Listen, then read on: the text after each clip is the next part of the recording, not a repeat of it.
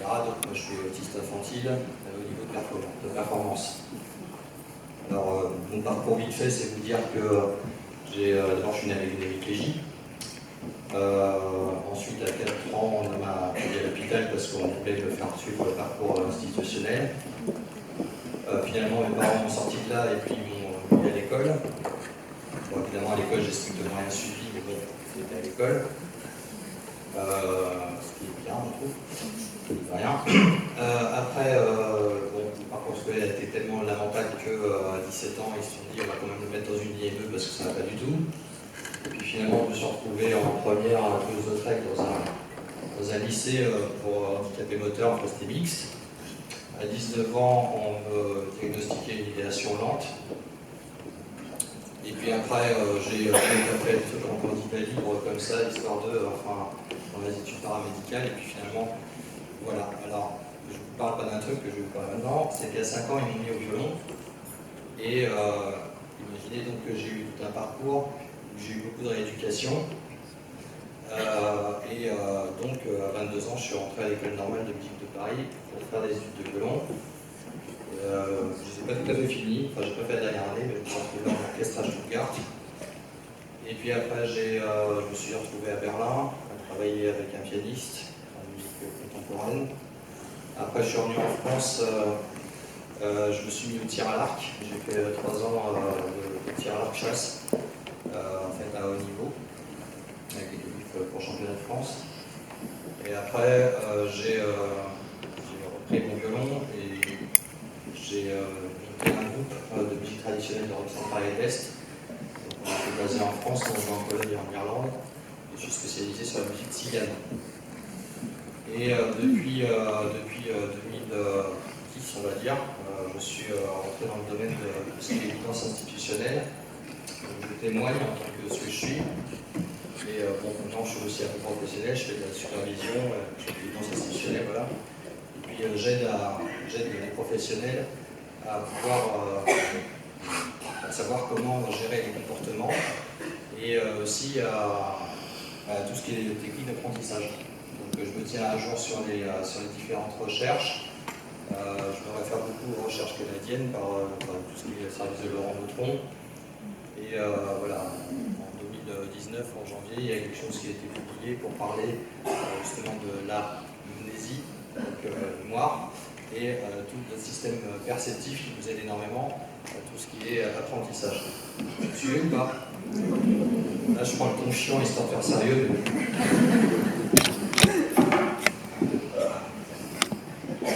Vous parlez plus fort? Ah, d'accord.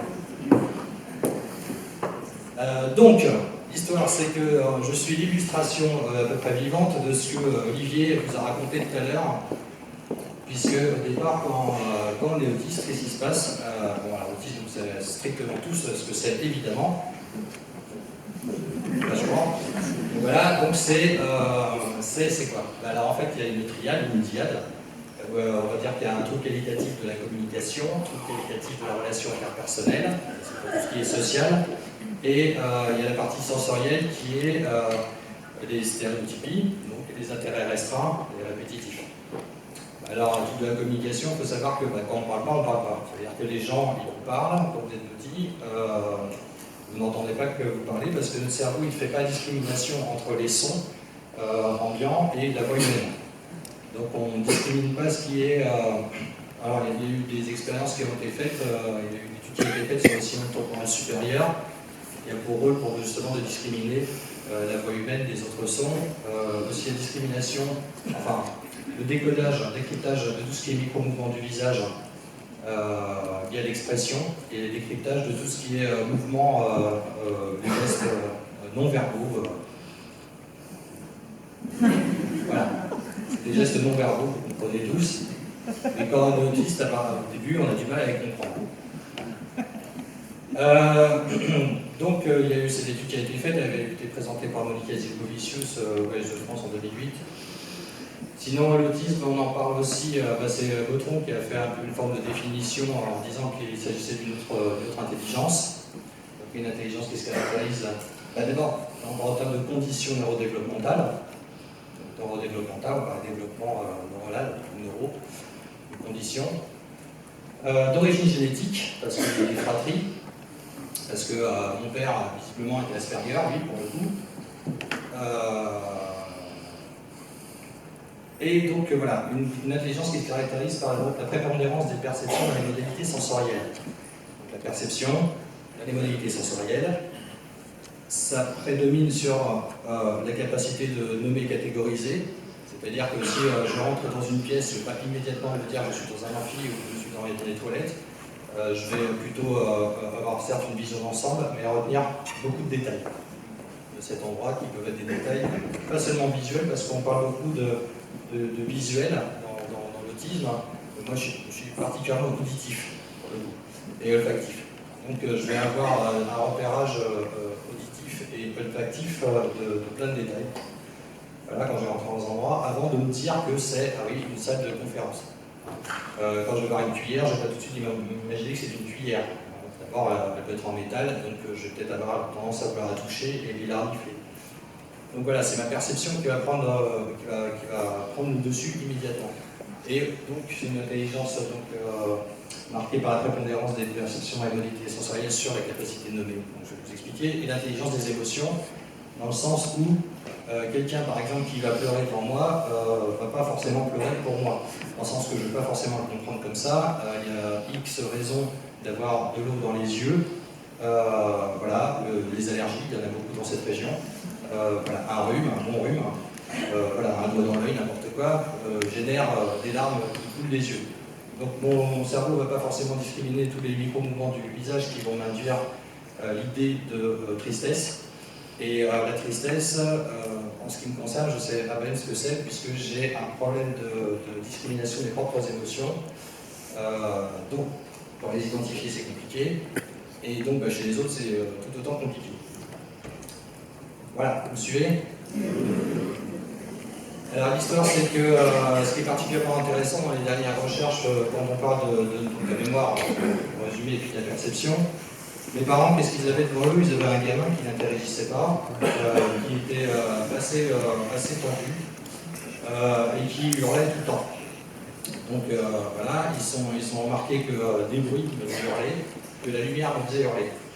Par contre, quand ils mettaient la musique, certaines musiques, je me calmais. Donc qu'est-ce qu'ils ont fait? De 0 à 5 ans, ils m'ont collé du Wagner dans les oreilles, puisque mon père était un wagnérien dans l'âme.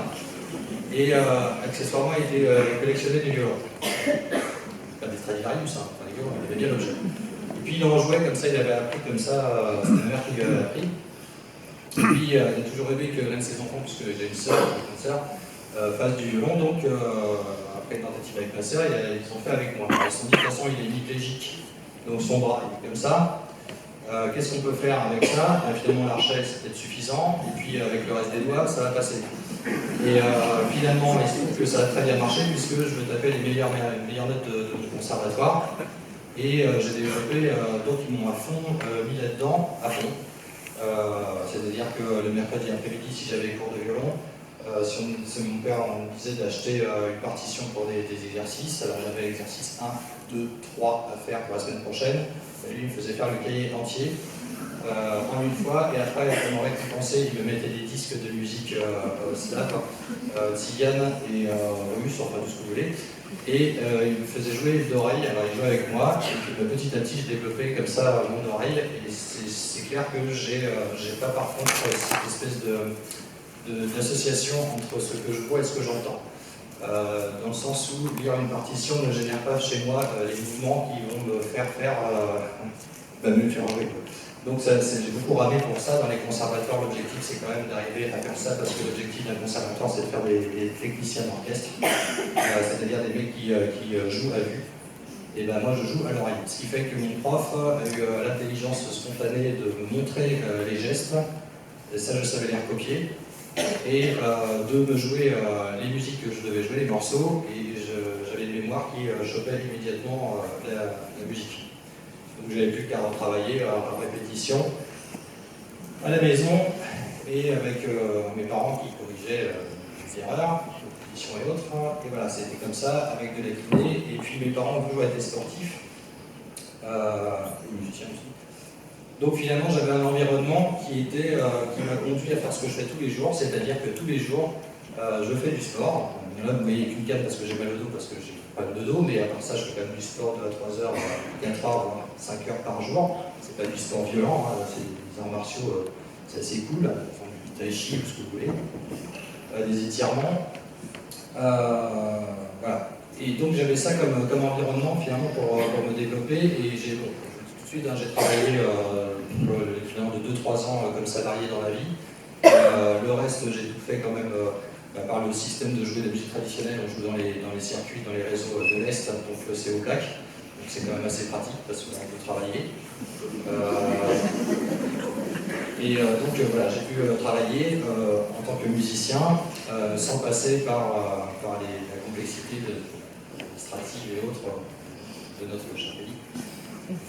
Non, j'ai pas mis de gilet jaune aujourd'hui. Donc voilà, c'est pour dire que la plasticité du cerveau, là je vous parle, je vous fais un chat, je peux même échanger avec chacun d'entre vous, je crois, normalement. Et en fait, ça s'est fait comment? C'est parce que effectivement, donc, bon, quand j'étais jeune, donc enfant, je ne parlais pas, j'utilisais un mot fonctionnel, pendant très très longtemps. Et puis finalement, l'idée de faire des phrases, etc., est venue bien tard, vers 15 ans. L'histoire, c'est qu'il y a eu un processus, je pense, qu'on m'a expliqué en fait quand j'ai passé des tonnes de tests, c'est que j'ai développé par la musique des circuits neuronaux qui sont passés par les aires du son. Et en fait, au début, quand j'écoutais les opéras, je n'écoutais pas spécifiquement la voix humaine, j'écoutais tous les autres instruments. Et quand même, de 6 ans à 10 ans, on m'avait fait écouter les symphonies de Beethoven. Et j'écoutais chaque instrument du début à la fin de la symphonie. Donc l'un puis l'autre, puis l'autre, puis l'autre, puis l'autre. Et puis après, je faisais les assemblages par 2, puis les assemblages par 3, etc. etc. Donc j'avais écouté X fois la même pièce voilà, pendant des mois et des mois. Vous voyez, quand un autiste il fait 100 fois la même chose, en fait, pour vous, il fait 100 fois la même chose, mais pour lui, il les fait à chaque fois différemment. Donc, ce qui vous paraît répétitif, pour nous, il y a à chaque fois une découverte, et surtout, ça nous permet de construire un objet, de comprendre un objet, qu'il soit auditif, visuel ou autre, olfactif, sous toutes les formes que ce soit. Donc, on développe un système comme ça, et à 30 ans, ce système, il est mûr. Avant, on n'est pas tout à fait mûr. Vous êtes à peu près mûr, on va dire, entre 16 et 17 18 ans, au niveau de votre cerveau, là, on a une majorité à 18 ans, nous, on va dire plutôt c'est vers 30 ans, on va plus de temps. Ce système va nous permettre de décoder finalement tout notre environnement après, parce qu'on va systématiquement réutiliser le même système de décortiquage de notre environnement, des informations de notre environnement, en reclassement et d'autres sur ce qu'on sera capable de traiter. Ça, c'est encore la théorie de Vautrin. C'est-à-dire que dans un pic de compétences, voilà, et ben, l'intelligence qu'on aura acquis dans ce pic de compétences, pour tout ce qu'on sera capable de traiter, outre, on va pouvoir l'emmener à peu près à ce même niveau. Donc c'est pour ça que j'étais à haut niveau du violon, à haut niveau en tir à l'arc. J'ai fait de la photo. En 2 ans, je suis arrivé à haut niveau, enfin on m'a payé pour faire des photos. Et puis aujourd'hui, je fais de la guidance institutionnelle, finalement, je m'en sors à peu près aussi bien que pour le reste. Donc, l'histoire de passer par les airs du son, c'est qu'à un moment donné, vers justement 14-15 ans, j'étais à 14 ans en orthophonie pour apprendre à lire. En fait, j'arrivais pas à lire en suivant comme ça. En fait, on m'a appris à lire en regardant une page et à juste photographier des mots. Et en fait, dans un livre de 250 pages, si je le fais comme ça, il y aura des mots qui vont apparaître dans ma pensée. Je regarde le titre, je regarde le quatrième de couverture, je regarde la préface, s'il y en a une, je regarde des matières pour comment c'est organisé, et puis j'ai juste à tricoter le livre un peu dans tous les sens, comme ça j'ai donc j'ai l'idée du livre, et je peux parler du livre, ça met à peu près un quart d'heure pour lire voilà, un livre de 150 pages. Voilà. Donc j'aime pas lire, hein, de toute façon. Voilà. Donc voilà, voilà comment ça fonctionne un autiste de base, parce que je suis un autiste de base. Alors, ce qui n'est pas de base chez moi, c'est l'éducation que j'ai eue, qui fait que mes parents, à l'époque, je suis né en 1970, parce que j'ai 48 ans, à l'époque, ils n'étaient pas tellement renseignés sur comment j'étais, ce que j'étais ou quoi que ce soit. Au niveau du diagnostic, je l'ai eu en 2000, on m'a préconisé ce type de diagnostic en 2009-2010. Et puis finalement, il a été confirmé en 2014. L'histoire, c'est qu'avant, on était enfin, on savait pas trop, donc ils savaient pas trop. Et puis mes parents, intuitivement, ils se sont dit, puisqu'il est bon dans un domaine, on va le pousser dans ce domaine. Voilà. Donc ils ont à fond agi sur tout ce qui était la capacité perceptive à gérer l'environnement au niveau auditif, visuel aussi. Voilà. Et puis avec mon corps, avec le fait de faire du sport, je suis la suivi sportive dont vous parlait Olivier.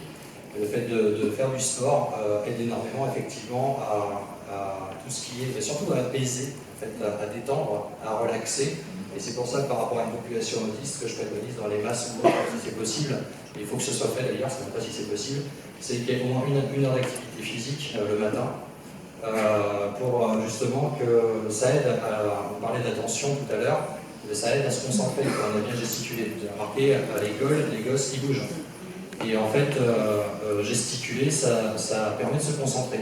C'est pas parce que si on passe plus d'attention à rester tranquille, à ne pas bouger, on perd une partie d'information, alors que si on reste quand même dans le mouvement, on peut mieux prendre le mouvement. Je vous laisse respirer un peu parce que vous agitez. Vous n'avez pas voulu vous agiter, vous rasseoir.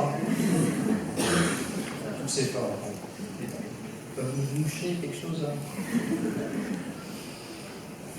Bon, alors voilà. Donc voilà, l'histoire de bouger. Il y a, dans des pays scandinaves, ils mettent des ballons à la place des sièges pour que les enfants soient assis et apprennent mieux, parce que comme ça ils gesticulent sur leur ballon, ils sont plus concentrés sur ce qui se passe. En fait, ils sont pas... Le fait d'être concentré sur une tâche ne signifie pas qu'on apprend la tâche. En réalité, il y a plein de choses qui rentrent, on va dire, passivement. Le cerveau n'est jamais vraiment passif pour le coup. Mais il y a plein d'informations qui rentrent et en fait on peut compter beaucoup sur cette façon pour faire apprendre quelqu'un. Et moi je fonctionne particulièrement comme ça, c'est-à-dire que au lieu que je gesticule et que je me balade dans une pièce pour écouter quelque chose, c'est-à-dire que si j'écoute une émission en euros ou n'importe quoi, etc., je vais faire des arts martiaux en même temps. Bon, vous voulez pas vomir un coup là, les parents, non? Non, je rigole. Pour vous dire que les codes sociaux, je ne les ai pas encore acquis parce que ça ne tient absolument pas de se faire des trucs pareils.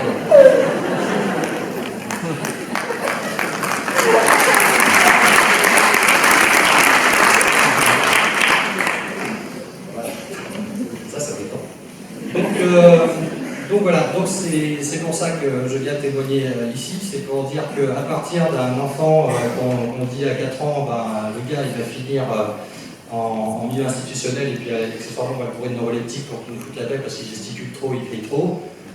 Finalement, avec une éducation orientée dans le sens de ce que j'avais tendance à vouloir aimer faire, mes parents m'ont poussé à faire ça et m'ont donné tout le matériel possible, c'est-à-dire quand même ils m'ont filé du matériel, c'est un violon quand même, c'est rien. Et puis de la musique, énormément de musique et à gogo comme on dit. Et puis voilà, j'ai pu me développer comme ça. Alors en fait, cette histoire, c'est que je vais vous proposer de me poser des questions maintenant.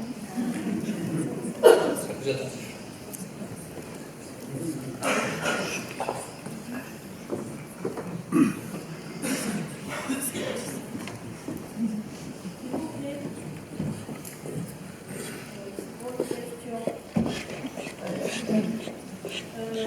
Quand vous avez été en IME, vous êtes resté combien de temps? Non, je ne suis pas resté, on m'a proposé d'y aller, je n'y suis pas allé. On m'a mis dans un lycée handicapé moteur. Et avant le lycée? Avant le lycée, j'étais scolarisé, mais je n'y faisais pas grand-chose. Et Christian, juste pour rebondir sur ce que tu as dit, on a des spécialistes chez nous, les habilités sociales, si ça t'intéresse. Très vite à la plateforme, pour un partenariat win-win. Social. Faire du théâtre. Ouais. Alors, Hervé. Est-ce que tu as reçu J'ai une seule question pour l'instant, c'est savoir si vous êtes heureux. C'est pas mal. Alors, autant je suis autiste, autant vous êtes neurotypique, il paraît. Est-ce qu'on est neurotypique? Est-ce qu'on est content, pas content, heureux? Je sais pas, mais a priori, je pense que j'ai l'air en bonne santé, ça va? Qu'est-ce que tu en penses? Ouais. Bon, voilà. Kevin a une question. J'ai une question à vous poser. Combien de temps vous avez mis pour faire du violon? Est-ce qu'on pourrait donner un micro à Kevin? Tiens, attends, je vais te donner mon micro, Kevin. Merci. Combien d'années vous avez mis pour faire du violon? Pour apprendre? Oula, toute ma vie. Parce que j'ai commencé à 5 ans et j'ai jamais vraiment arrêté. Ah, d'accord. Merci. Il y a une dame qui veut poser une question aussi là-bas. À la douleur, est-ce que, par rapport à la douleur, est-ce que vous avez l'impression, enfin, est-ce que votre entourage vous a trouvé que vous étiez en delà réceptif à la douleur quand vous ressentez quelque chose? Est-ce que vous aviez énormément mal? Comment pouvez-vous faire passer ce message? Alors en fait l'histoire de la douleur chez les TSA c'est assez complexe, et donc chez moi c'est complexe, c'est-à-dire que je peux m'enfoncer un couteau dans le bras, ça ne me gêne pas, mais une petite caresse toute fine, je vous explose la gueule. Donc en fait c'est marrant parce que je peux poser des questions par rapport aux stéréotypies. Alors j'ai des stéréotypies de ce genre-là, plus souvent, et ça. Et finalement les gens quand ils se brûlent ils font souvent ça par exemple. Et puis, ou alors les gens, quand ils ont mal au ventre ou je sais pas quoi, ils vont être comme ça, quand ils vont pas bien, ils vont être comme ça, ils vont se balancer. Donc je me suis amusé à faire des expériences avec des pinces à linge sur les gens. J'ai pris quelques cobayes autour de moi, j'aurais collé ça sur les seins. Et en fait, je me suis aperçu d'un truc, c'est que les personnes, j'arrivais pas à leur faire un calcul simple, j'arrivais pas à leur faire apprendre quoi que ce soit, une récitation ou quoi. Ils étaient très préoccupés par quelque chose qui les envahissait, même s'ils ont oublié la douleur, parce que bout d'un moment ils l'oublient, mais elle est là. En fait, ils montraient des comportements comme un autiste que je peux rencontrer dans une masse. En fait, je me suis posé la question si on n'a pas une zone dans le cerveau qui correspond au siège de la douleur qui est un peu suractivée, et pourquoi. Et en fait, l'histoire, quand je parle de prépondérance sur la perception, donc on sait que les autistes sont hypersensibles sensoriellement. Donc l'histoire c'est qu'il faut imaginer, ça ne veut pas exactement ça, mais imaginer peut-être justement d'avoir des stromboscopes dans le visage, des hurlements dans les oreilles, un costume en poil à gratter, voilà, et vivre ça du matin au soir, du soir au matin, et donc on est dans un envahissement sensoriel très fort tout le temps, et qui fait qu'on va avoir des réponses pour se calmer du genre stéréotypé. C'est des techniques de régulation. Si on nous les enlève, de toute façon, ces techniques de régulation, en gros, je vous mets le main sur le barbecue, si je vous empêche de crier et de vous agiter, au bout d'un moment, vous allez simplement exploser la gueule parce que je vous empêche finalement de vous réguler. Voilà, la stéréotypie, vous l'avez tous. Voilà, c'est ça la réponse que je peux avoir par rapport à la douleur. J'avais par exemple un professionnel en face de moi qui me posait la question de savoir si on devait retirer les stéréotypies, mais il me posait les questions en agitant le genou comme ça. Alors je n'écoutais pas ce qu'il me disait, je lui dis arrête de bouger ton genou. Et puis il continue à parler, il bougeait son genou, je lui dis arrête de bouger ton genou. Et je l'ai fait chier comme ça. Et je lui dis alors d'après toi, si je t'enlève ta stéréotypie, est-ce que tu penses que tu peux fonctionner? En fait, il n'arrivait pas à parler sans agiter son genou. Et pourtant, c'était pas un autiste. Donc vous avez tous des stéréotypies, et si je vous empêche de bouger, eh ben, vous ne pourrez plus fonctionner. Parce qu'on a besoin de se réguler. Et alors, l'histoire de la douleur, on va parler d'hyposensibilité ou d'hypersensibilité. Je veux dire que je suis hypersensible à tout ce qui est fort et hyposensible à tout ce qui est très très violent. À savoir que à partir du moment où je vis dans un environnement sensoriel qui est extrêmement stimulant, je vais avoir quelque chose, ça va être très relatif pour moi de me taper la tête contre un mur ou de défoncer un mur avec les poings. Au niveau de la douleur, ça va être l'équivalent de ce que je ressens au niveau envahissement. Mais quelque chose de fin va plus être vécu comme quelque chose de surajouté, de très très très énervant. Je détourne simplement la surstimulation en me tapant contre les murs, voilà, en ayant des gestes violents qui vont a priori me faire mal théoriquement, mais je pense que ça va surtout sécréter quelque chose dans mon cerveau qui va me calmer. En fait, c'est un peu la fonction du sport, de faire du sport pendant 1 heure, 2 heures, 3 heures. C'est quelque chose de stressant pour le corps, même si on essaie de le détendre. Et cette espèce d'un stress contrôlé, mais finalement ça génère, à ce moment-là, c'est presque du second souffle. Hein. Finalement, c'est plutôt euphorisant et c'est plutôt détendant. Tu réponds à la question, quoi? Christian, quand on a échangé tous ensemble hier dans le TGV, et notamment par SMS, tu nous as parlé de ton amour pour le polonais, pour les langues. Est-ce que tu peux nous en dire plus? Alors, j'ai pas forcément un amour pour le polonais et pour les langues, c'est d'adaptation sociale en fait. Du fait que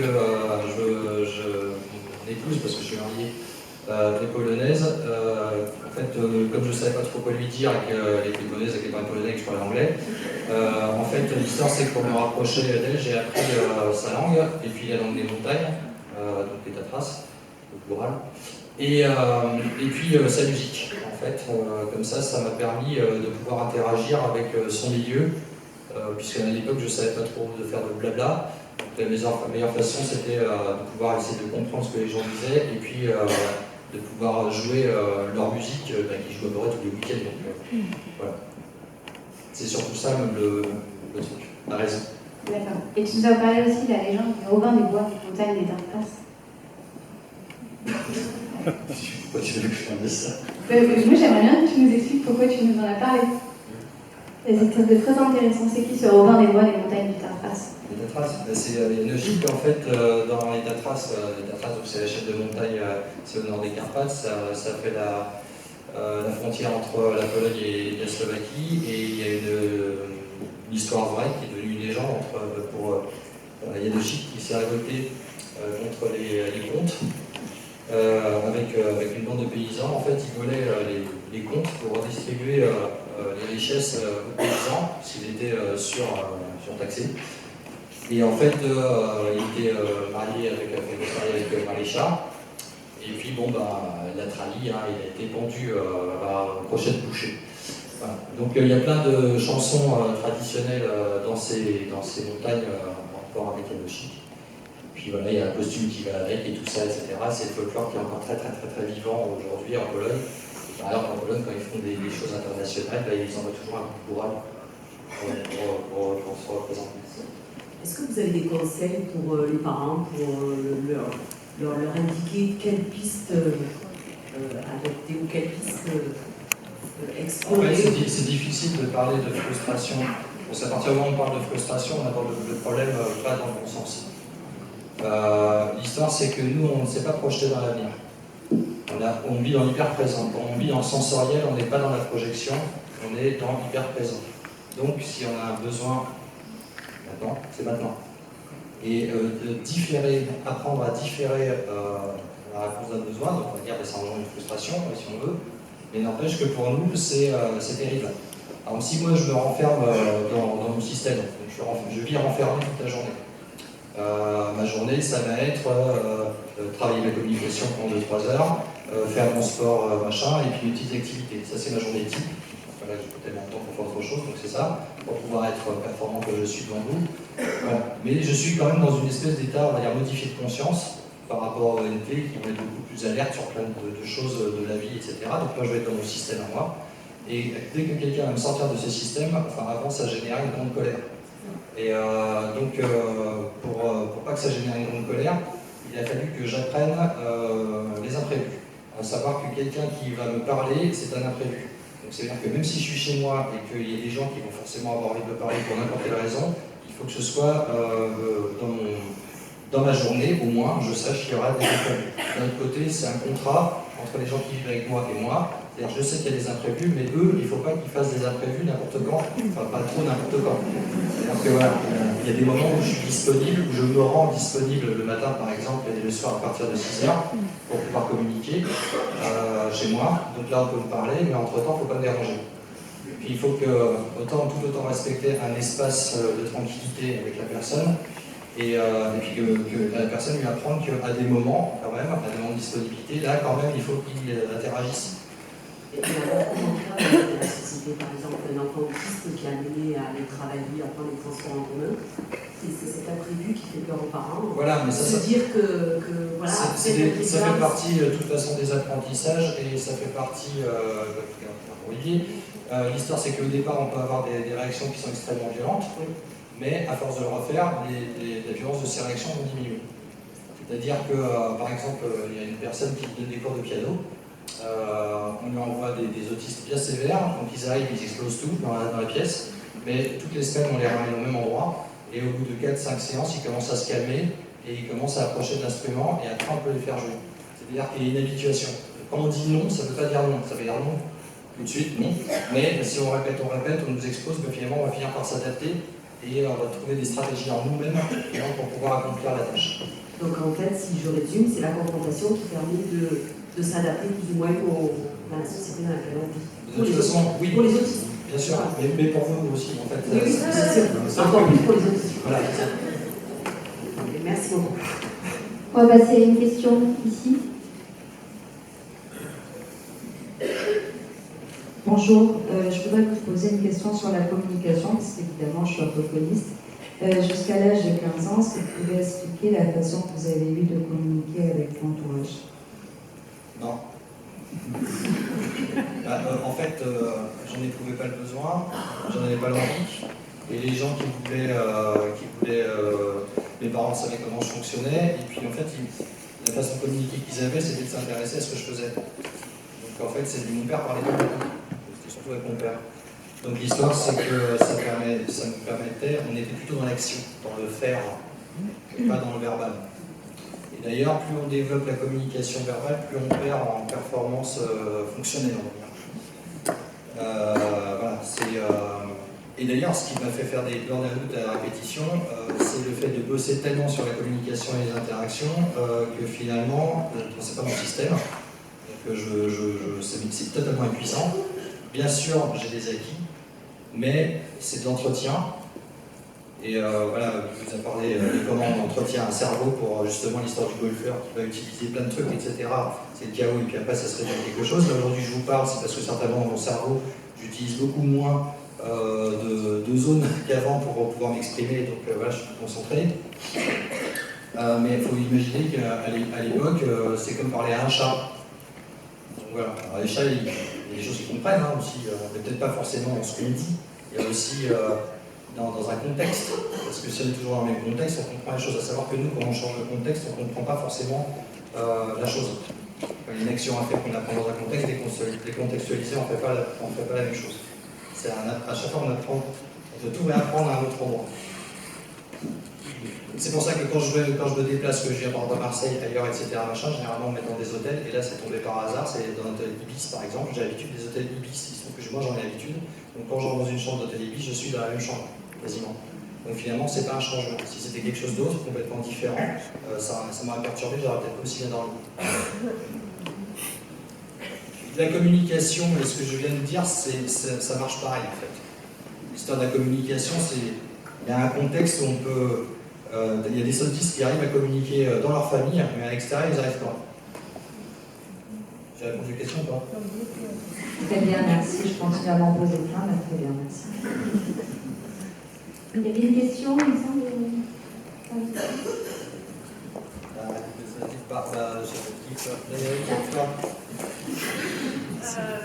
Bonjour. Vous dites que vous avez que pensé au langage et à la communication jusqu'à 15 ans et que c'est à ce moment-là que vous avez développé votre langage oral.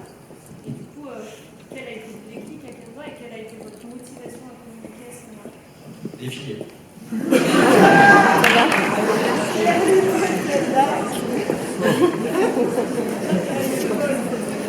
Ah, c'est ça.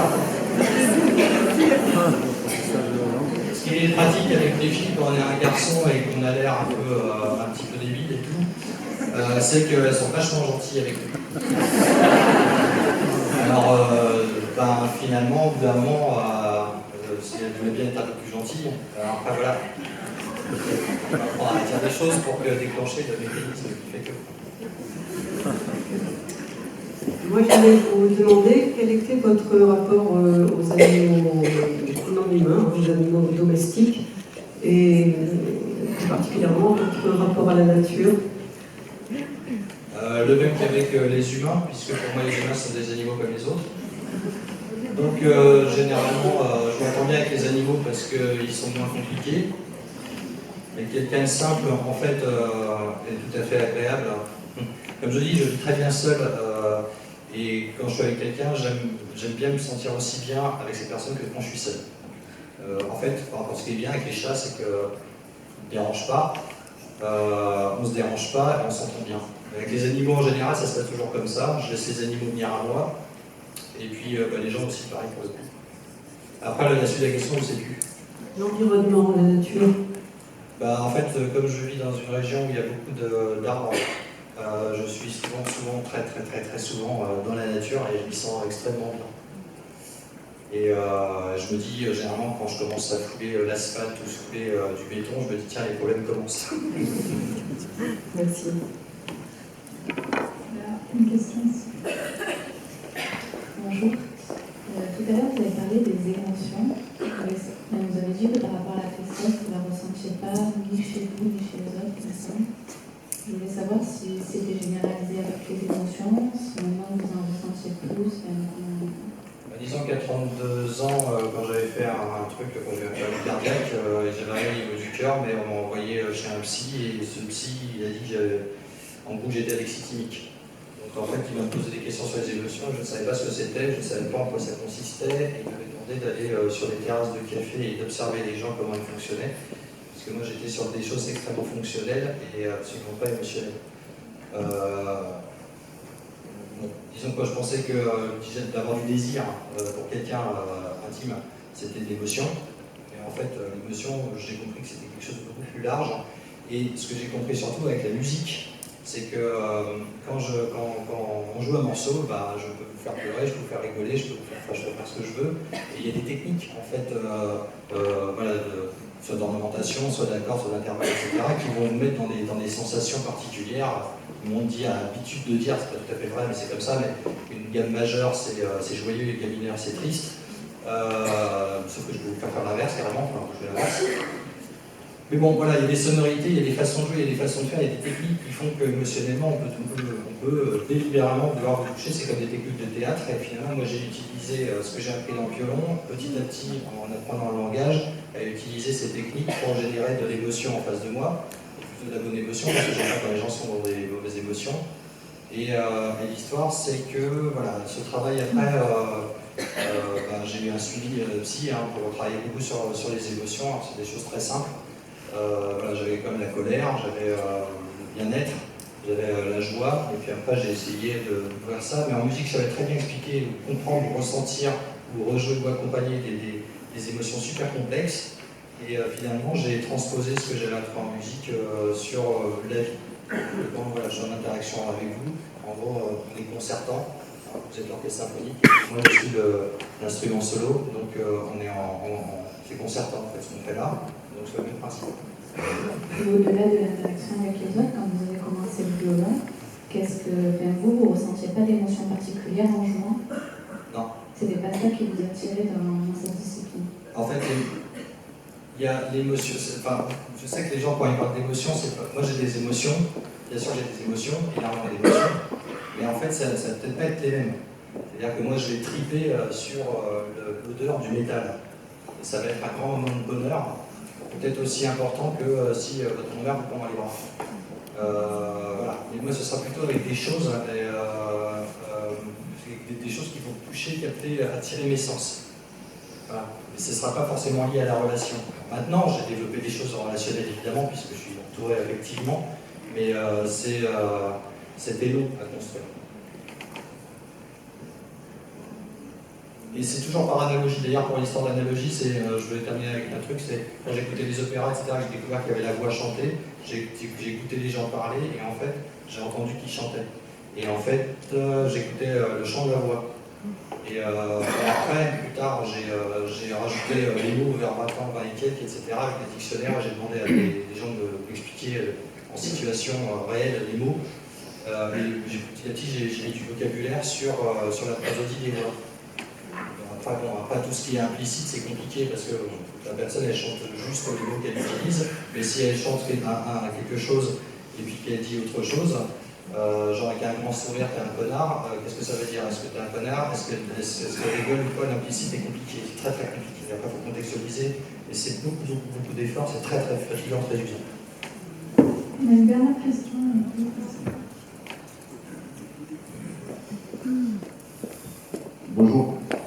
voulais juste savoir si vous êtes une personne en situation de handicap, du coup, comment vous considérez par rapport à ça? Je n'ai pas compris la question. Par rapport à nos usagers, nous on a des personnes en situation de handicap et quand j'écoute votre histoire qui est assez hallucinante, tout ça, je pense qu'il y a eu un moment où vous étiez considéré comme un handicapé et maintenant vous en êtes plus de ça là parce que... Ah, au niveau de la considération? Voilà. Bon, alors j'ai toujours été handicapé de toute façon, donc je ne sais pas vivre autrement qu'handicapé, puisque avec l'hémiplégie, puis ensuite avec l'autisme qui s'est rajouté, etc. Donc oui, je suis en situation de handicap, je suis supérieur ou égal à 80%, j'ai AH. Moi je vis bien, moi je suis bien dans les baskets, il n'y a pas de problème. Après les gens ils n'ont pas la même vie que la mienne, j'ai pas envie d'avoir la leur, donc de toute façon tout va bien pour moi. En fait, c'est abstrait la notion de handicap parce que c'est handicapé par rapport à une société donnée. Parce que sinon, c'est vrai que quand je me sens. Si je vais en Allemagne, j'ai moins de problèmes d'interaction. Quand j'étais en Russie et à Irkoutsk, je peux faire exactement ce que je veux. J'ai aucun problème. Donc là-bas, je ne me sens pas du tout handicapé. Et au niveau des rapports qui sont beaucoup plus, on va dire, directs, voire violents, ça me convient, donc je peux gérer des situations beaucoup plus facilement qu'ici où il faut utiliser tout le temps le verbiage pour n'importe quoi, c'est compliqué. Donc ça dépend. En France, je veux dire, je me sens très handicapé. En Allemagne, non. Et puis en Pologne aussi, pas du tout.